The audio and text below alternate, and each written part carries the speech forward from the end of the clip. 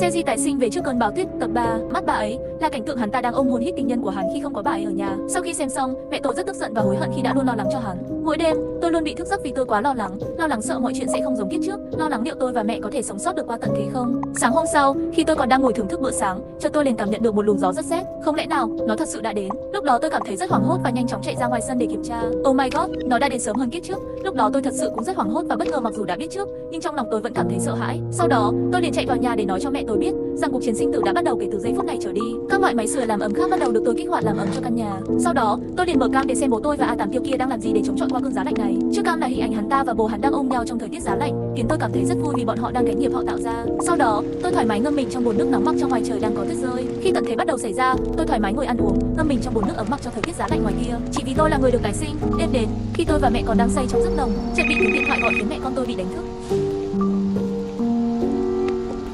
Hóa ra là